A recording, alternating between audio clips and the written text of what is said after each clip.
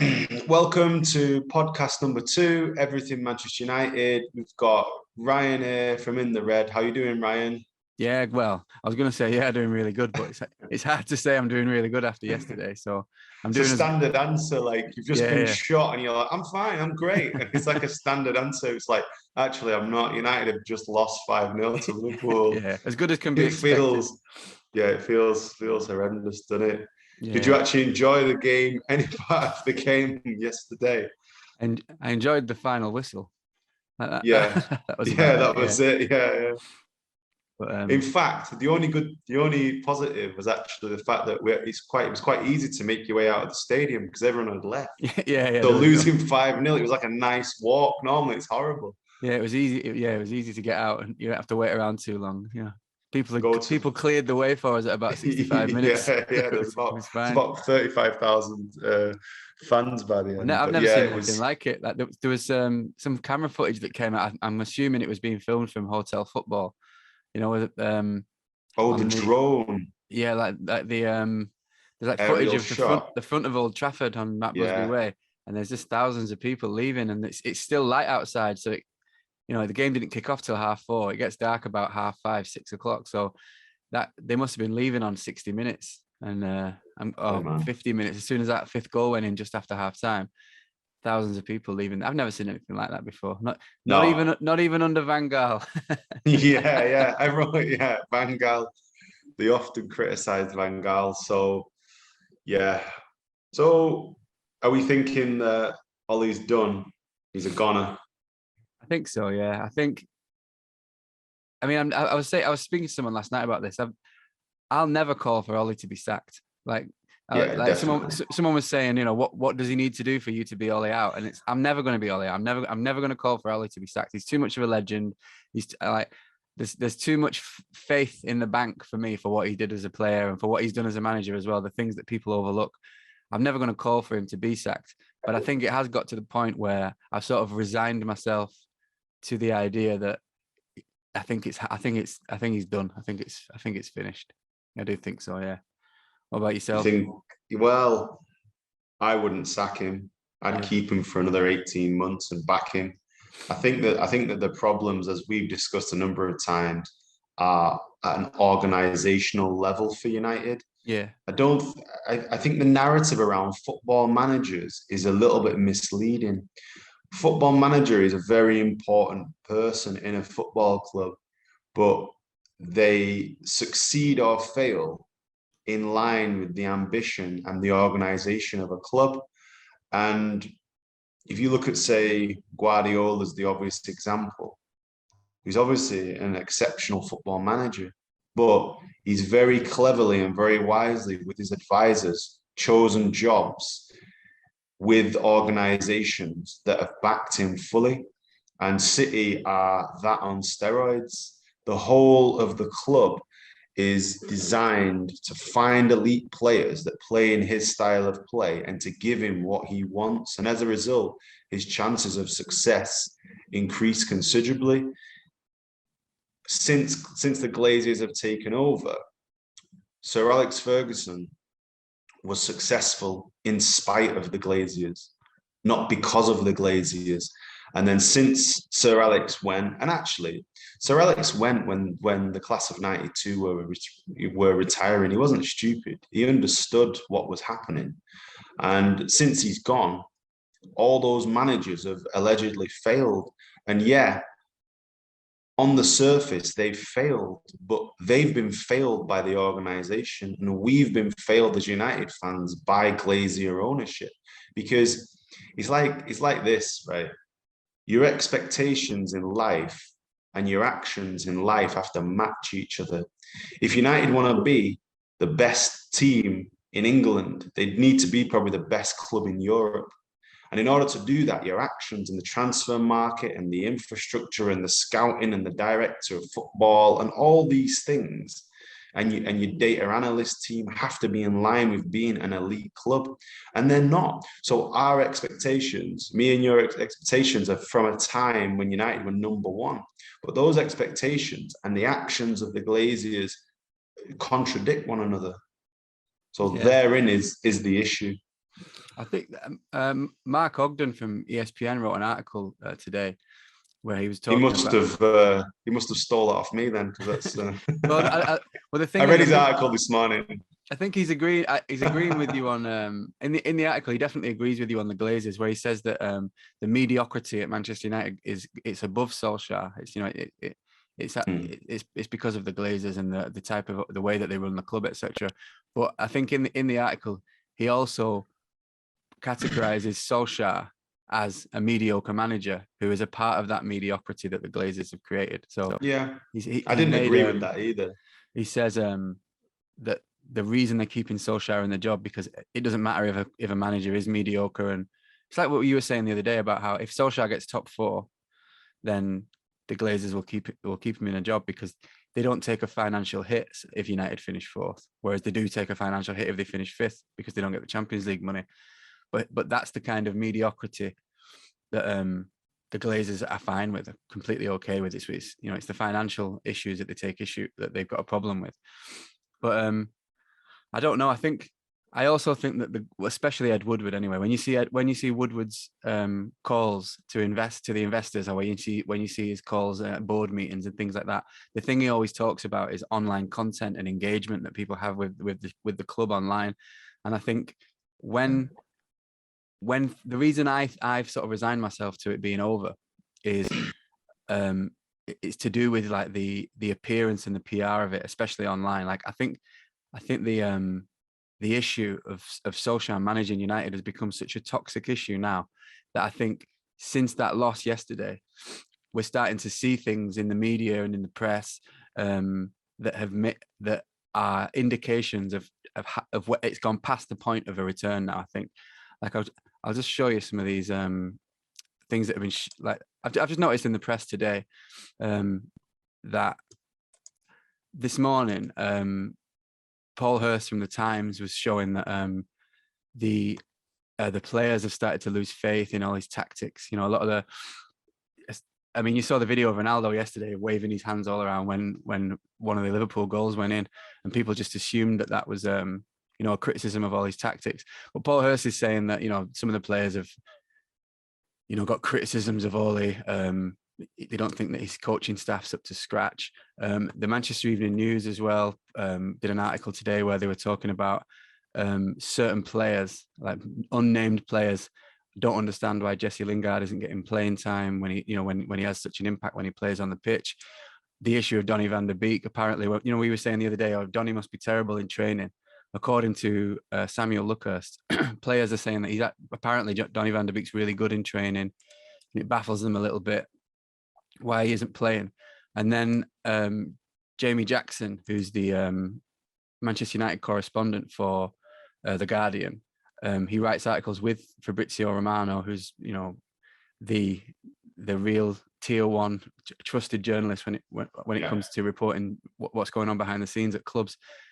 He echoed a lot of the things that were already being reported. He said they were saying that players are questioning whether Solskjaer has the tactical nous to take the club any further. And I just think when these kinds of stories come out, it's ominous, isn't it? Especially when it's such a similar story and so many other journalists are reporting on the same thing. It's quite apparent that obviously the PR teams of the players have started briefing journalists straight away, to sort of distance themselves from what's becoming quite a toxic environment around the manager. So if the players are briefing journalists that they're also unhappy, like the fans are unhappy, I think that type of situation, I think it's past the point of no return. And also in the article that Jamie Jackson and Romano wrote, they mentioned about how Antonio Conte is up for managing Manchester United around a similar time that Luckhurst in the MEN was reporting the same thing. Conte is open to joining United. And then this afternoon, Gianluigi Longari from Sport Italia is reporting that United is the first choice for Conte should United be interested in taking his services. And then Luckhurst, following that at about 3:00, is now reporting that United are considering sacking Ole. And when Samuel Luckhurst tweeted this and put it out in the Manchester Evening News, Romano and Jamie Jackson added an extra bit to their article on Twitter that Richard Arnold has cancelled all of his appointments for today to hold emergency meetings with Joel Glazer. So I think when the media is reporting that to such an extent, and it certainly looks like a brief from players, from sources inside the club, and I think as much as we were saying yesterday, as much as there's mitigating circumstances for why the club's doing badly, and it's not all all these inept coach like a lot of TalkSport pundits would lead you to believe. I do think that there's such an emphasis on how things look to the outside that I think losing 5-0 at home to Liverpool in a period where there's such a toxic environment online around you anyway, I just think that the writing seems to be on the wall. I think, and as I was saying before, as much as I'll never call for Ollie's head, it does seem like Laurie Whitwell, who's the Athletics Manchester United correspondent, also put a tweet out saying it feels like the end game now, or the end times. So I don't know. I don't see how you can pull back from this, or how Ollie can pull back from this, or how the narrative surrounding him online can. You've spoken to me a few times about the age of the spectacle, and you've quoted a book a few times, and I think it'd be interesting just to speak about that for a brief amount of time. I know it veers off into politics a little bit, but I think it's interesting because I think that perception management is well and truly in number 10 Downing Street at the moment. Yeah, especially. I think not to go veering off into a big political podcast, but yeah, the Glaziers come from that same school. Exactly. Of management of PR, don't they? Yeah, it's much. It can sometimes be much more efficient to manage how something appears than how it is. Manage how it is, the reality. Yeah, exactly. So, it's much easier to. There's that quote I mentioned the other day, about it's a Mark Twain quote, I think, where he says, "A lie can make itself around the world before the truth has managed to put its boots on." And I think sometimes, if you can manage the narrative, you don't really need to fix the issue, because the narrative's everything. The way something is perceived is always all there is. There's only the spectacle. So I think, regardless of whether there's mitigating circumstances, regardless of whether misrepresentations of the facts exist, but regardless of all that, it doesn't really matter. Like, so long as the majority of people believe a certain thing to be true, right. If it's more difficult to prove otherwise, then just move on. I think people will move on, and I think that's. So did for example, the majority of people in the UK believe that Jeremy Corbyn was a terrorist sympathizer? Yeah, things like that, and it's funny really, because I noticed the thing today. Laura Kuenssberg's she's resigning as the BBC political correspondent. But someone showed this interview she did of Jeremy Corbyn about 2 years ago, where she's, as opposed to the one with Boris Johnson. Yeah, but they're interviewing him in Brighton or somewhere that appear. I'm not sure where it was, but the interview has really dull lighting, and it really the quality of the video is quite bad. The backdrop behind Jeremy Corbyn has got this like dilapidated pier or something like that, but the studio they were in was a temporary studio that they only used once, just for that particular interview. So it painted Corbyn literally in a bad light. So when people were thinking of the well-lit, animated, friendly banter interview that she did with Boris Johnson, and then they think of the dark, dull, awkward conversation interview she did with Jeremy Corbyn, even though, I mean, it might sound far-fetched and conspiratorial to say that these type of things are intentional, but they are, because subconscious, on a subconscious level. Yeah, exactly. These things are important, and there's a reason why, not to veer off into politics, but there's a reason why Dominic Cummings was so successful with the Conservative Party and the Brexit campaign, is because he knows that and understands that. He even says it all the time. He always recommends this book, Super Forecasters, and it's about managing the public perceptions of the facts rather than the facts themselves. You don't need to tell people the truth. You just have to give people a version of the truth that Yeah. that appeals to them a little bit more. Yeah, and I think that's the thing with football, or with anything really, anything that relies on PR management, or how you are perceived, especially online. I think there comes a point where it's too difficult to stand there trying to correct all the misrepresentations of the facts, and sometimes it makes more sense to just have a clean break from it and start over again. And I think that's unfortunately what's happened. I think people have come to realize that regardless of the mitigating circumstances of Ollie, there's no way back now. It's too toxic, I think, in my opinion anyway. So, okay, let's assume that Solskjaer's sacked in the next 48 hours. Who replaces him and why? Well, I think it looks like the briefs that are going out in the press to people close to the club, it looks like Antonio Conte is the first choice, which, I don't know. I don't think he's the right fit. I think he's quite short-termist. He plays a tactical formation that United may have the players for, but it might sacrifice some of the more important players. He never plays with a 10, so it would be difficult for Bruno to fit into that. Exactly. He doesn't play with wide wingers. He plays with wing backs. United haven't got any wing backs. They've got a left back who's good at going forward, but isn't really a wing back.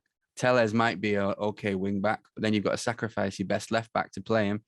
Aaron Wan-Bissaka is a defensive fullback, so he'd probably play Dalot there, who hasn't proven that is good enough for Man United. I don't know. I think it would. It could be. I could be wrong. It could be amazing. Conte could come in and really, stamp his authority on the club and everything. But It looks like he'd come in. We'd get to January and he'd want to spend 150 million on four players for the team, and I don't think that's going to happen the January after a summer where you've bought Varane and Sancho and you're paying Ronaldo 400 odd grand a week. I don't think he's the right fit, but he looks like the person that the club are going for. He looks like the easiest manager to recruit at this moment in time. You don't have to get him out of a club, pay compensation. Yeah. He'll probably come. He's won the Premier League. He has won where he's gone. And so who would you get then? I don't know. I mean, we were saying the other day that I think one of the reasons why Ole hasn't, not that one of the reasons why he hasn't already been sacked, but I think there would certainly be there would certainly be evidence that the club was speaking to other managers already if there was an obvious choice to replace him. Like when Van Gaal won the FA Cup, they got Mourinho anyway, but that was because a manager of Mourinho's caliber was available. I think if Pochettino was still available, I think the news would be breaking today that Pochettino was going to be the United manager. I just think maybe the club are hesitant in hiring Conte. Maybe they're hesitant in hiring someone like Zidane, or maybe Zidane doesn't even want to manage in the Premier League. I think there not being a manager available complicates it a little bit. But as you said yesterday, it's Manchester United. They can go and take 99% of other clubs' managers if they wanted to. But then the Glazers have got to put their hands in the pocket for a compensation package. Yeah, because I feel like the modern manager has a discussion that's a lot different than, say, 20 years ago. They basically get assurances about transfer budget, about players, about power. And I think a lot of the top managers turn down jobs because if they don't get what they want, they don't take the job. And I think that one of the reasons why Klopp probably didn't come to United was he knew that he wouldn't have the power to actually do what he wanted to do, nor the time. And I actually I've thought this for a long time, that in a way, the Glazers were unhappy at how much power Sir Alex had, because basically he had more power than them. And what they wanted to do is they wanted to wrestle power and control from him. And I believe that one of the things they did, and you'd have to obviously go inside of Ferguson's mind to see whether this is an issue, is Raiola and Pogba. Ferguson specifically had a problem with him, and they brought Pogba back and dealt with Raiola. They then bought Mkhitaryan, who was a Raiola client. They also bought Zlatan, who was a Raiola client, and someone that Ferguson had publicly said I wouldn't deal with, at all. They dealt with, and I think that managers look at United, they look at the club and think, wow, but they also can tell the top managers wouldn't come to United. Guardiola, in my view, wouldn't take a job like United with the Glazier ownership, because it's not just about money. It's about the infrastructure in place behind the club. Like, it's about, like, for example, right, why did we even hire Solskjaer? Right, it's not enough time to cleanse the squad. Right, if we bought two holding midfield players or a holding midfield player, if we bought Rice and I don't know, a De Jong or a Verratti or someone of top caliber, and the whole team and squad was finished, and for a season he failed, I'd probably say get rid of him. But you don't. You have a completely imbalanced squad. If you take the number 10 position as a non-midfield position and as an attacking position, United have about 11, 12, 13 players to go into 5 positions. Not youth players, like 11 or 12 internationals. Martial's not even getting a sniff. Yeah, you've got 3 players into 2 positions in the base of the diamond at 6 and 8. The squad's imbalanced, and United have needed a central midfielder who can pass the ball for actually many years. They had Herrera, he wasn't a ball player. They had Fellaini, he wasn't a ball player.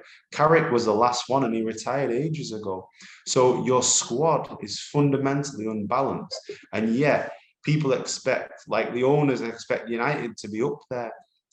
Do United have a better squad than City, Chelsea or Liverpool? No way. They don't. They have some individual players that are better, but they don't have a better overall team. So United have got probably the 4th best team in the league.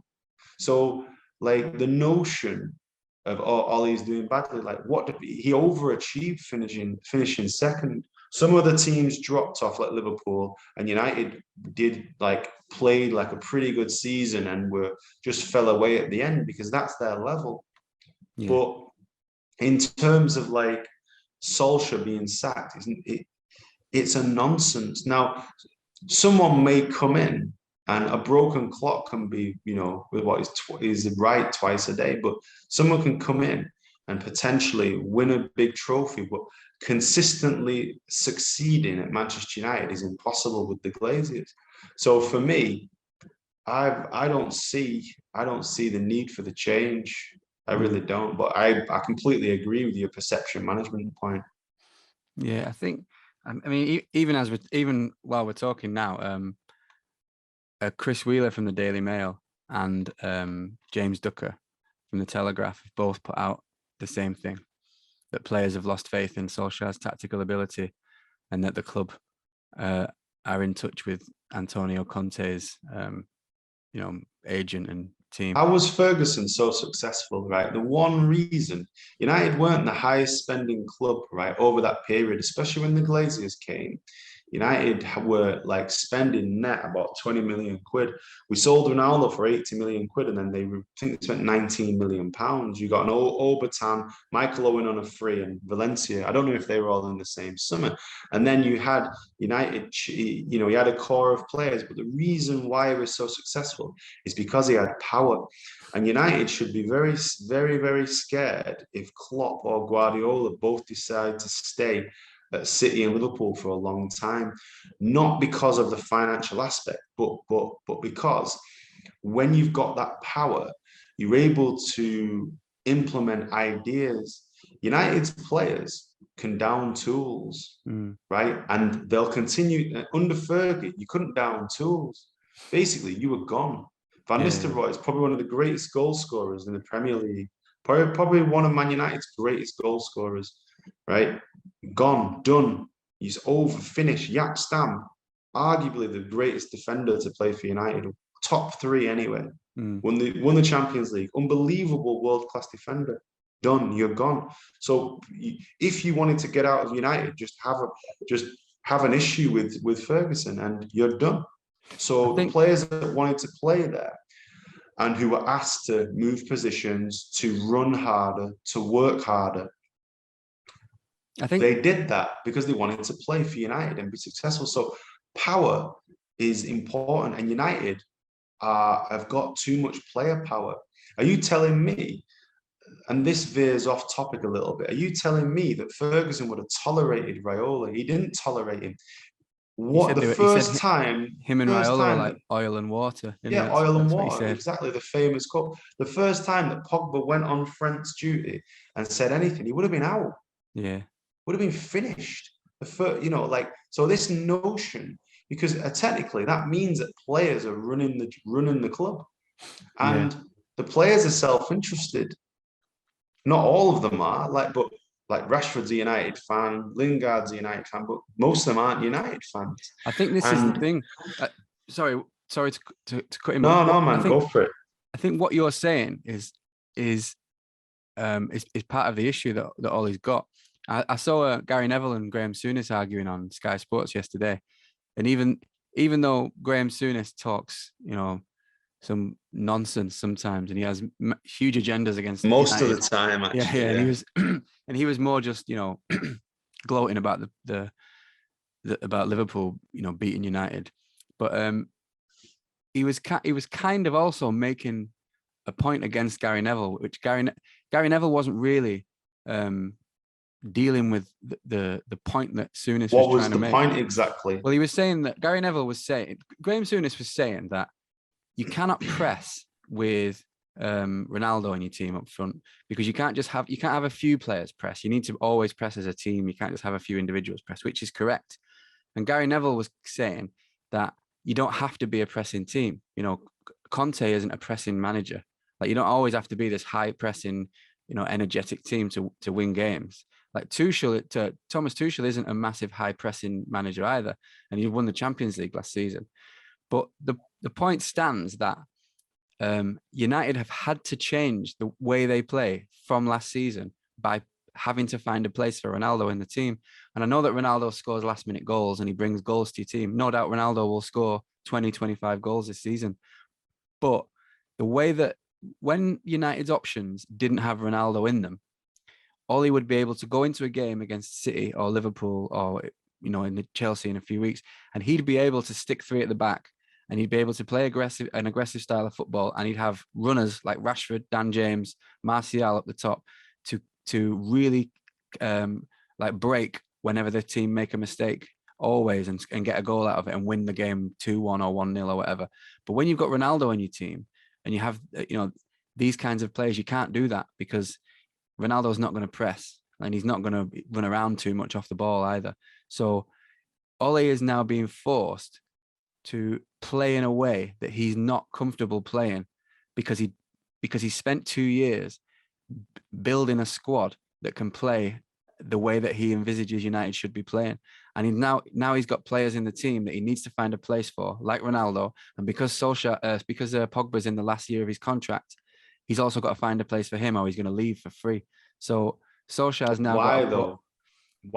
Like, it comes back to the same point. No, this is what I'm saying. It is an issue of player power, but it's also an issue of the ineptitude of the United board for putting Solskjaer in this position anyway. He's now got I don't think so. I mean, when Ronaldo is available, if you can get Ronaldo, you'll get Ronaldo. But if you're still in this period where you're just putting the finishing touches to a team that can then challenge, if United played with Cavani as a centre forward, for instance, and then they played with Sancho and Rashford and Bruno, that would be a much more balanced front line than the one they're having to find now with Ronaldo. So as much as Gary Neville was right, you don't have to be a pressing team.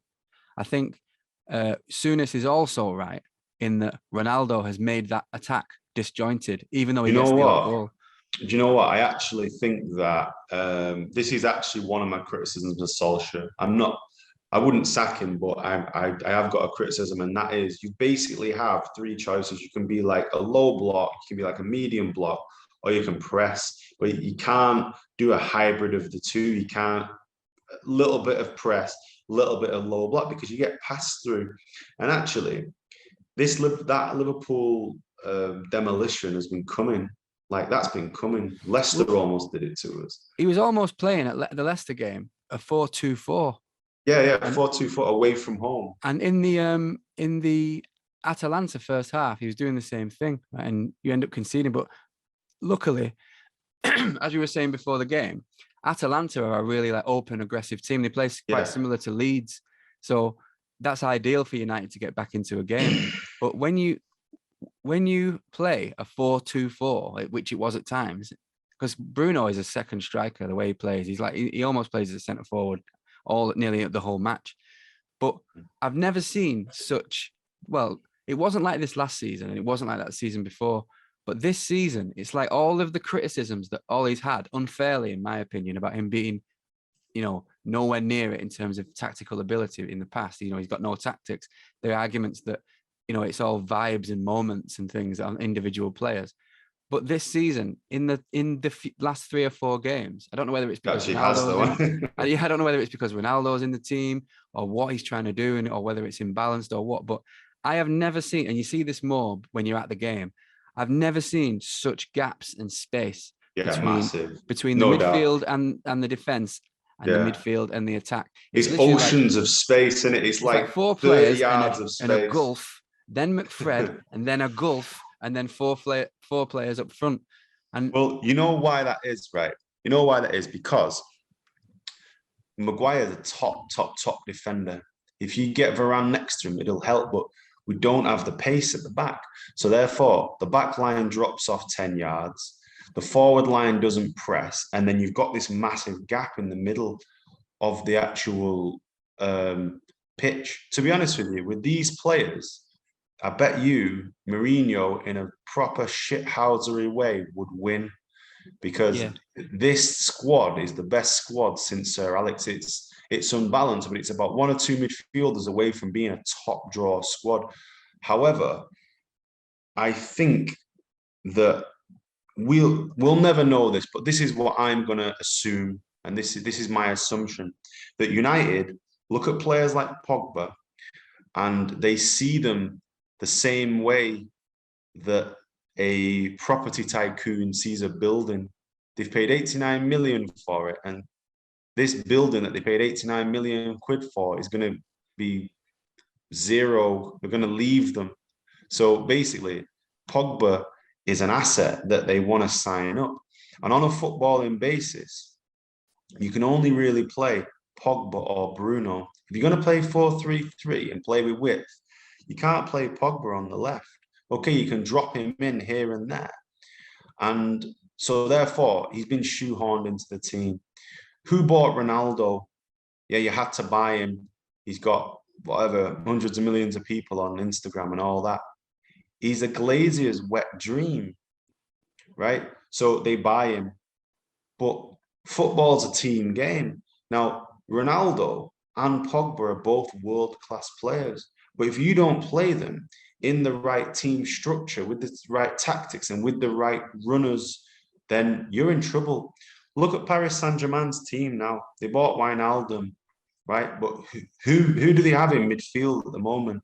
And who will be in midfield all season? It's Idrissa Gueye and it's Ander Herrera, 2 shithousery players, because they've got 3 forwards who are not going to do anything. So Herrera, as we know, is a tactical genius. That guy is going to be a top manager. I'll take a bet on it now. He basically used to direct United, and the fact United let him go was just a symptom of how crap the club is run. And then Idrissa Gueye was top drawer at Everton. He was one of the best holding midfield players in the Premier League, and he's top class. And those 2 players are set up to give a foundation for Neymar and Messi and Mbappe to go and create. And as a result, even PSG may be imbalanced, but United don't have the players, or maybe Ollie's under pressure to play certain players. And that comes back to my PowerPoint. A manager at the club, like if Guardiola, right, can put Sergio Aguero, City's greatest ever player, on the bench for 18 months, that shows who's in control. Raheem Sterling has just smashed it at the Euros. he wants to leave. Guardiola shrugs his shoulders and says, "All right, then, I'm not guaranteeing playing time to anyone." Right? When Klopp went to Liverpool, Mamadou Sakho was their best defender. He turned up late. Klopp jettisoned him. Get out. And who've they got? They've got hungry players who work hard, who because if they don't, they're finished. Yeah. They're done for. And it's not just the money. And you can say City have got all this money, but like City are a much better run club. And no player at City is bigger than Guardiola. Every single player is expendable because his power and his authority can't be challenged. And as a result, he can play six, he can play a false nine, he can play. I think that's also helped by the fact, though, that Pep Guardiola is bigger than City. No, like, yeah, of course he is. But yeah, he is. But like Klopp's not bigger than Liverpool. The point is that the club either is 100% behind the manager or they're not. And players are not stupid. They know that. The players got Mourinho sacked. Well, right? this is why I'm thinking that it's now got too toxic. Yeah, you're right, man. I agree with you completely. Because the players' PR teams and the players' representatives, etc., are briefing football, I hate football that, journals. Man. I hate that shit. Yeah, it's awful because what it means is that the next manager comes in, you don't like his face, you're down tools. The form that United had in that January after Mourinho went and Ole came showed you the level of the players. They were in championship form. They just didn't do it for the whole season. They're in championship form for 6 months. So what does that tell you? Like, this is another thing that I think is a. I think there are fair criticisms of. I mean, you can't be in the patch that United are in now, and not have the manager, be responsible for large parts of it.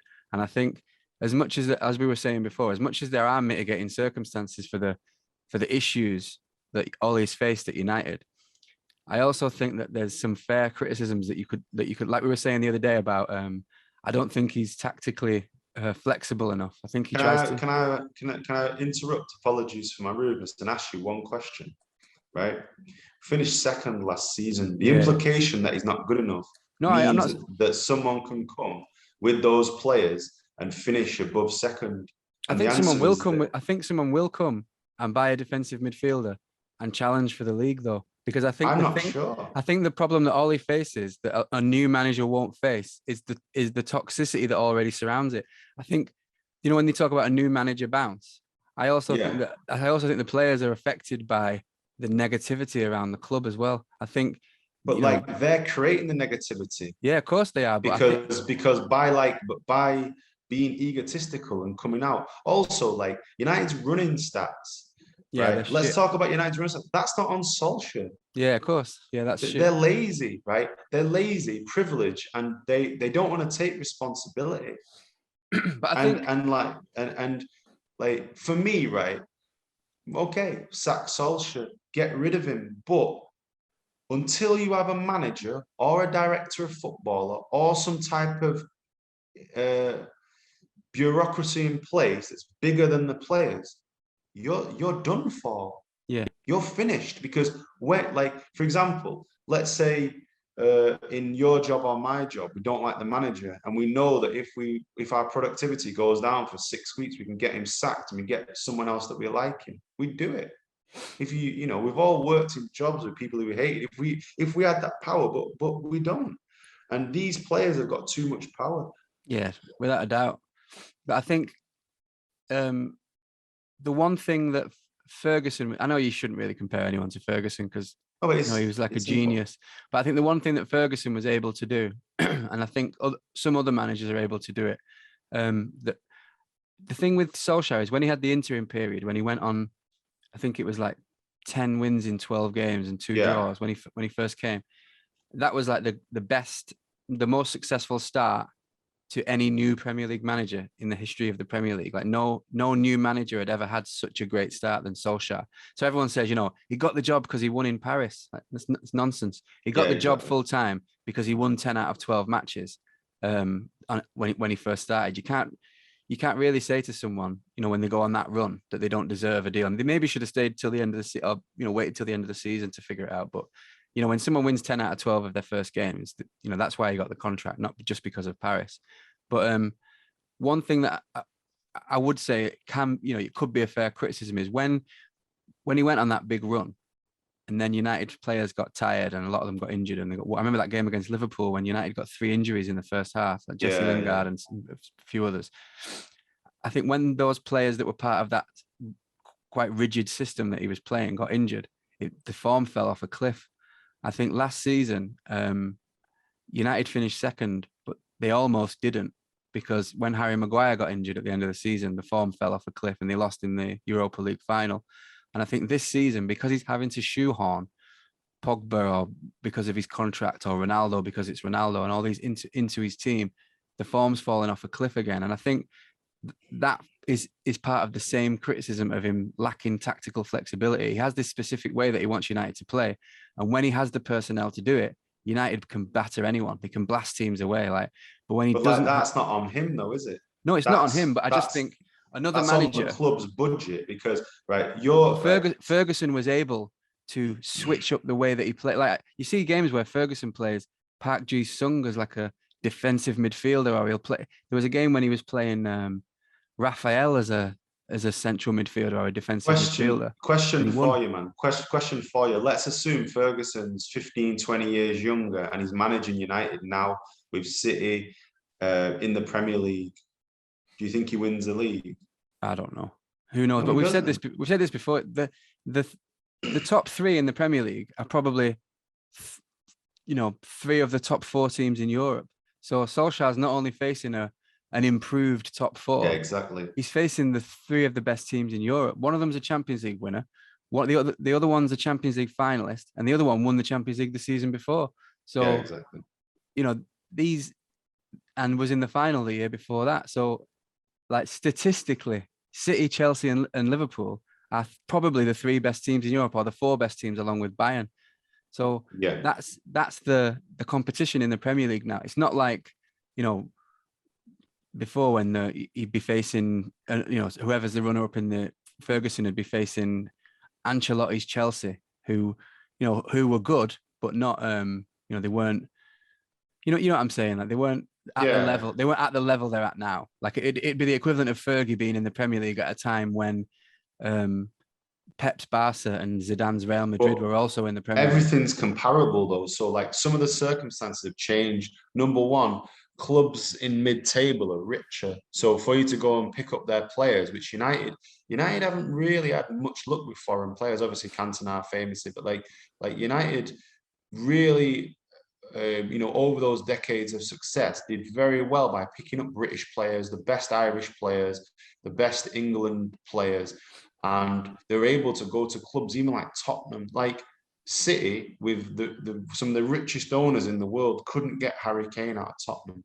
25 years ago, well, yeah, 15, 20 years ago, Fergie would have been able to go get Grealish, go get Rice, go get whoever. Like, but now you want Grealish, it's 100 million. You want Rice, it's 90 million. Like, so, yeah, those teams, the Aston Villas and the West Hams, don't need the money anymore. So it's like you want our best player, break the record to get him. You need to break the record, and you saw it with Wan-Bissaka. So I'm not saying Fergie's not a genius, but what I'm saying is that, like, a lot of the criticisms of Solskjaer are in a context where the landscape has changed. It's like saying that Derek Chisora is a rubbish boxer, but there's probably only 5 people in the world that could knock him out of 7 billion people. So statistically, he's number 4 out of 7 billion. So he's not a rubbish boxer, but he's not going to be the champion. He's not going to be. So it's the same thing. You can say Solskjaer's rubbish, he finished second or whatever,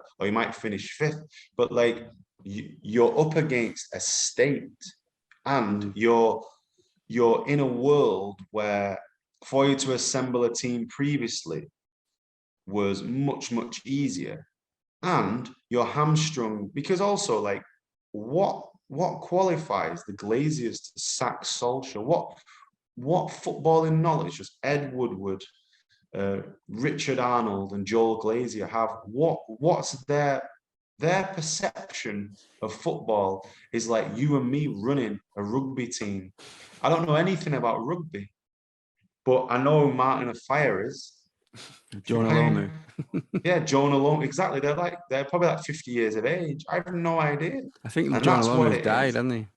Has he? Oh, rest in peace. Oh, Yeah. actually, he was a beast, wasn't he? But like the sort of what qualifies these people, and this is part of the issue, because United, forget the debt, right? Forget Glazier ownership. If United, even under the Glaziers, had a strategy, then they wouldn't be sacking Ollie now, which we agree is probably coming inevitably. They would determine a direction and look at the squad. And like, for example, 2 weeks ago, it said the board expects United to challenge for the Premier League. I don't. I know. I like. Please, if someone can explain to me why they think that team can challenge for the Premiership, I'll expose them for knowing nothing about football. Because that team is dysfunctional, and it has been because it can't move the ball from the first third to the final third, because the midfielders, as much as they try, aren't designed to do that. Right? So you need to go into the transfer market or get lucky in your youth system and get a number 6 and a number 8 that can pass the fucking ball, because Fred and McTominay can't penetrate. Or you need to also, like, United play against low blocks consistently. We don't have an attacking right back. You need to go into the transfer market and buy a right back who you can rotate with Wan-Bissaka to fix that issue. You said, right, I come back to, sorry, man, I come back to this same example. Guardiola came to City, finished 5th, and they released 4 fullbacks. They didn't sell them, they released them, and they bought 3 world-class fullbacks and paid 140 million quid, because, like, the director of football from Barcelona that was there, they looked and said, right, this is an issue. So they went from 5th to 1st. So that took them up a right back and a left back and a versatile right and left back. Because, so United, it doesn't require a director of football. If you were to put in that team a top draw defensive midfield player and a number 8 that can pass the ball, you would be challenging, right? I think that was the plan, though. I think the plan going into this summer was to get Sancho and Varane, shore up the defense, and finally get a right winger, but then try and get Trippier. But they thought they were going to get him on a cheap 10 million or something, and then Atletico were like, no, you can have him for 25 million or whatever they said. Yeah, and I also think obviously a defensive midfielder was on the agenda. But then I think as soon as Woodward and the Glazers bought Ronaldo, because they're not football people, they were like, you've got Ronaldo now. That's it. You'll win the league. You've got Ronaldo in your team. Oh. Like, in the same way that PSG have got Messi. They're the best team in the world. But it pinpoints the problem with them, what you're saying before. Like, we know nothing about rugby, but we know who Jonah Lomu is or whatever. But yeah. I remember that footage of Ed Woodward when United signed Bastian Schweinsteiger, when he says to the person who's speaking to him, he goes, when you see Bastian Schweinsteiger on the team sheet before the game, that strikes fear into an opponent. But Schweinsteiger was well past it by the time he came was to United. Like injured, wasn't he? Yeah, he was past it. He was done. Like, Bayern Munich don't sell players when they're not done. Like, Bayern Munich saw United coming and were like, okay. You don't get a player from Bayern Munich if he's still in form. Like, they don't sell him. Like, you will. That's why Van Gaal couldn't get Muller for. I think they were bidding all sorts of prices for him. Stupid money, didn't they? Yeah. Just never going to let him leave. They just don't need to sell their players, do they? No, they won't sell them because they also don't need the money, because they've got a monopoly on the Bundesliga. Like the equivalent of what Bayern can do is like us going to Liverpool and just taking Salah and taking Alisson, and like the way that they could. There's only one team that can ever really catch them in Germany, and that's Dortmund.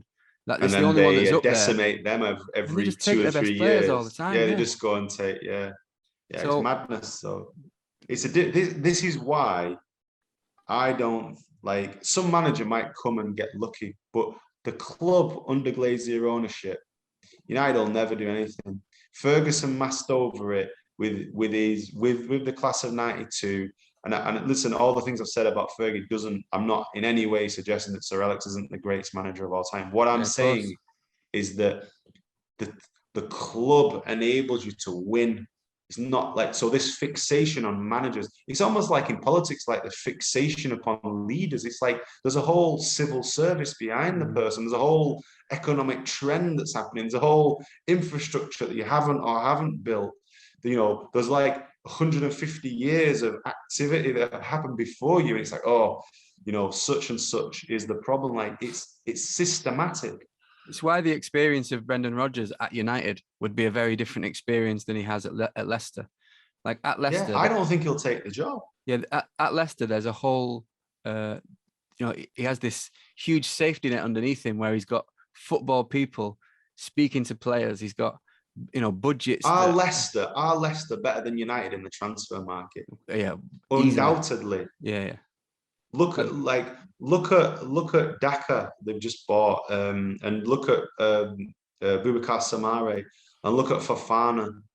I think the argument that, you know, there is the argument that it's different for Leicester than it is for United. United need hits with players all the time, so United don't really have the ability to invest in players who might not be a hit. You know, that whereas Leicester can buy someone like Samare, slowly bring him into the team. Like, look what's gone on with Van der Beek. If you try and slowly bring someone into the team, you get slated, and the press are constantly talking about how it's a flop.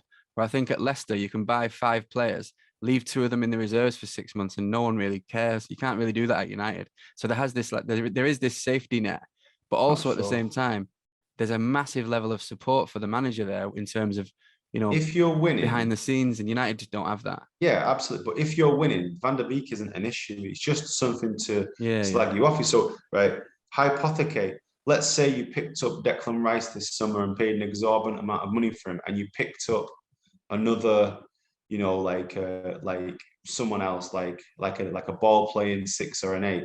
United would be near the top of the league, and the reason why they don't go for Rice is because it's all about spending net 40-50 million pounds, right?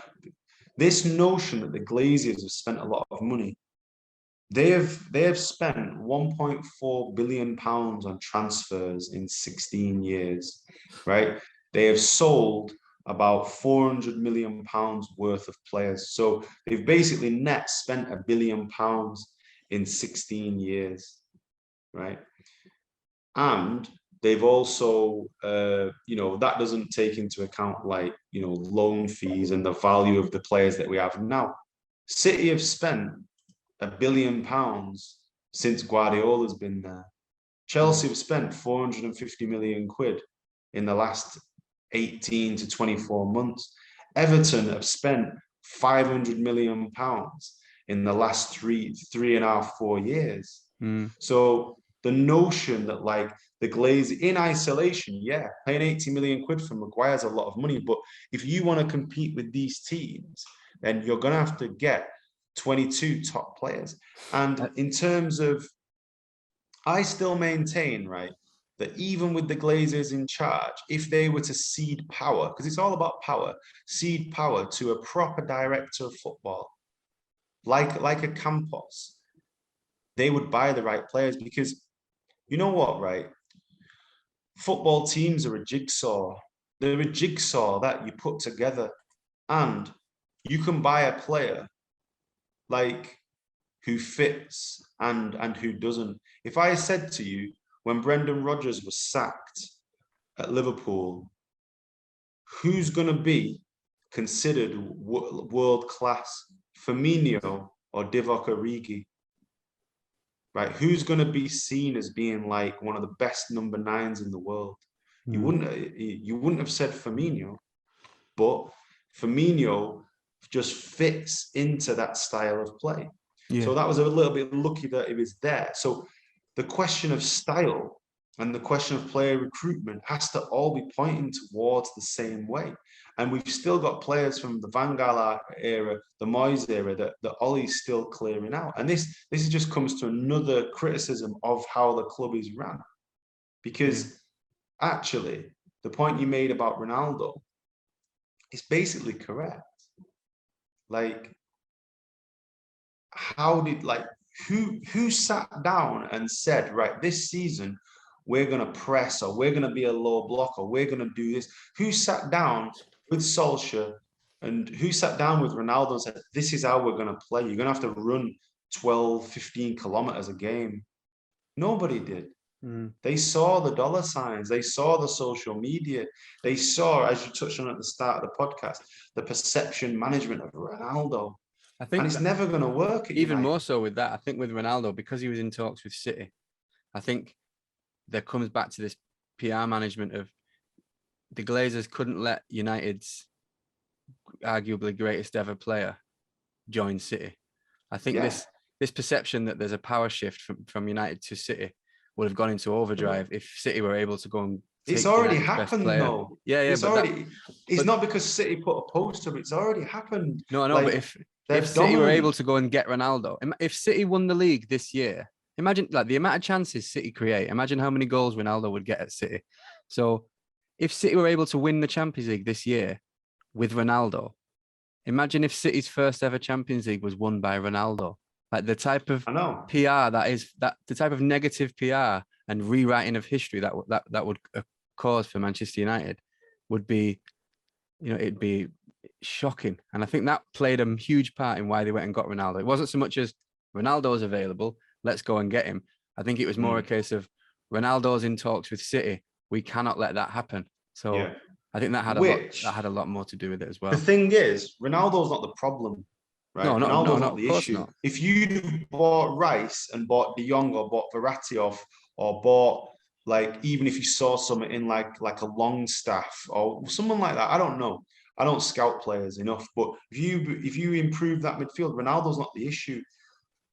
The point is, and we agree on this point, that there isn't joined up thinking. This is a jigsaw. You piece it together, and sometimes you go and buy a Park Ji-sung. Sometimes you have a James Milner. Sometimes you have a Darren Fletcher. Yeah. So like the jigsaw gets put together, and there's no jigsaw at United, and they're like they are the common denominator. David Moyes isn't a bad manager. He's not a bad manager. He was there for 7 months. Did he fail? No. You cannot fail in 7 months. Van Gaal spent 2 years, won the FA Cup, and he was starting to establish a style of play, and they didn't give him the players he wanted. He didn't fail.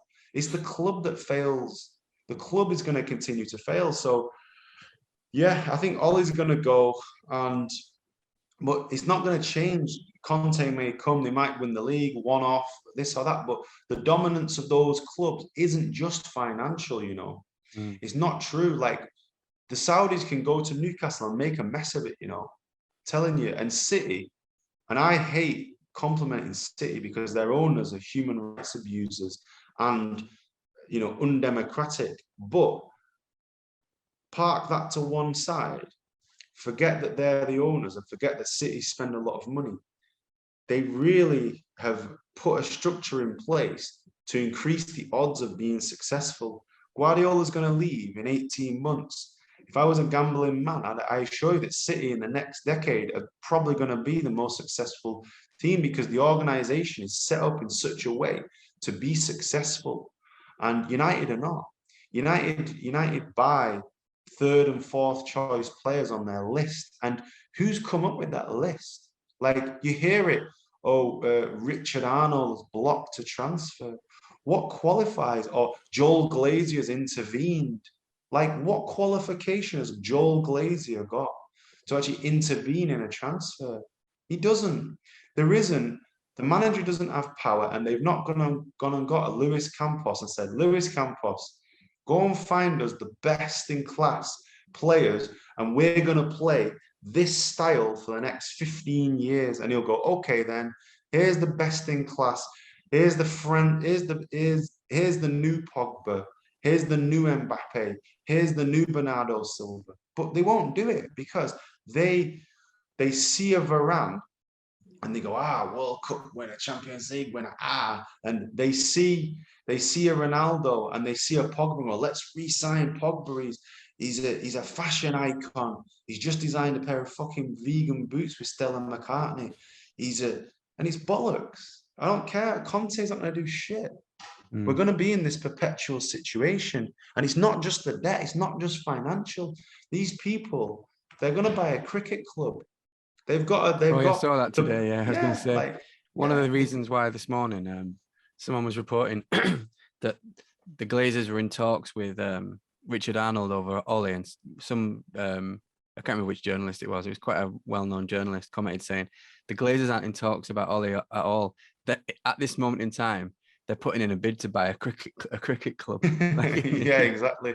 They're like, is that a baseball team? It's like, no, it's cricket. It's a different thing. But like, and so yeah, I agree. Ollie's gone. He's 99%. He's gone. If he's not gone now, he's gone. This is a la the war in Iraq, isn't it? Like just starting to brief journalists about. I think that's what it is. Yeah, I think more and more will come out. I think by this evening, I think most journalists that work with United, you know, from the Athletic and the Guardian and all the United correspondents for these publications have all come out today saying the same shit all around a similar time, which makes it obvious that it's a brief. Thing is, Ryan, like it makes me hate the players. It makes me actually hate them because I think like, you shit, don't sack him and sack them. It's like every time there's these little briefings and they've got little PR teams, like piss off. That's the thing. They get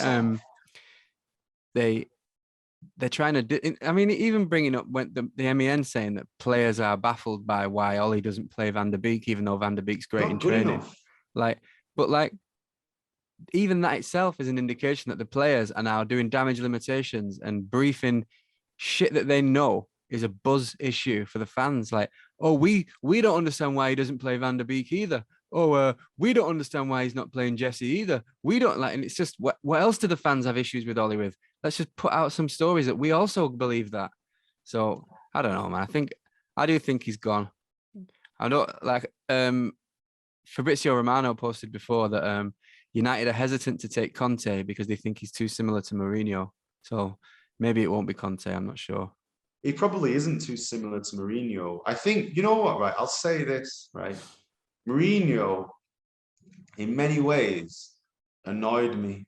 Criticizing the youth players, his general dour demeanor. But another part of me completely agrees with him. Another part of me completely understood that, like, he was saying that United's expectations and United's actions don't match up. If you want to, like, we finished second, we were like 19 points behind City, I think. Like, if you want to push on to another level, you need to go and push out in the transfer market and buy better players. And that's basically why he left. He basically got himself sacked by being such a wanker that they had to sack him, and he walked away with 30 million quid because that's what Conte did at Chelsea. Yeah, but the difference with Chelsea is that in the past 10 years they've had success because they buy elite players. Are you telling me that Chelsea blood Greenwood? No. Greenwood's out on loan for 2 or 3 seasons. Then they either sell him for massive money or they bring him back and he plays, right? Chelsea buy ready-made players, straight away ready-made players. There's no doubt about it. Are you telling me that Chelsea blood McTominay? No way.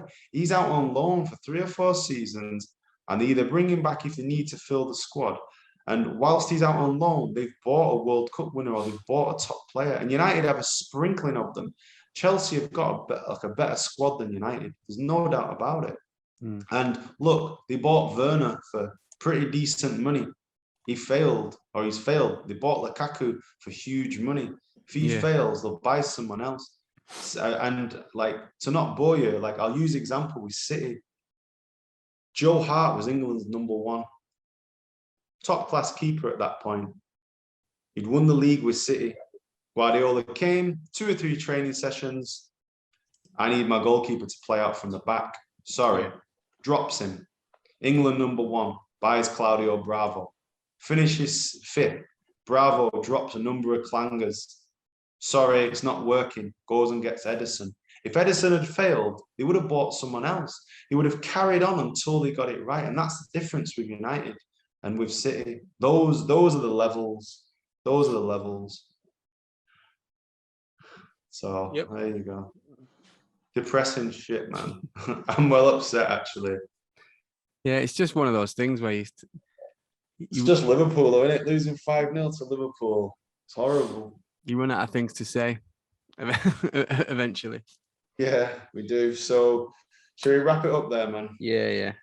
All right, awesome. Thanks a lot, Ryan. It's one of those it's one of those chats where because we're chatting about it and I'm trying to keep an eye on news because I'm just expecting news to break at any moment. So Ollie's been sacked. One eye on the chat, and the other eye on trending news. So yeah. All right, cool, I don't know, man. I do think the writing's on the wall. I mean, it is it's like I say, I'm not going to join some camp. I'm also not going to disrespect such a club legend either. And I think a lot of the criticism of Ollie and pictures of him as a clown and all the sorts of shit that are coming from so-called United fans is disgusting. But I do think, there's two ways of one way of looking at it is, he deserves the respect, and I'm never going to, join the choruses of calling for him to be sacked. But on the other side, I think if you look at it objectively, the situation, I think all of the indications are that that's where we're heading. I mean, even if it doesn't happen this week, I think the doubt is in the minds of the owners. The seeds have been sown by the players that they're losing faith in him. And I think once that happens, especially when you've got a player like Ronaldo in your team, Ronaldo didn't come to United to finish 4th. He came to United to win trophies. It's Ronaldo. If United doesn't win the Golden Boot this season, he finished 4th for Juve last season. So no, but he won the Golden Boot I suppose. Yeah, he won a cup though, didn't he? He won a cup with Juve last season. Yeah, I think so. I don't think he was trophyless, but I might be wrong. Maybe they were.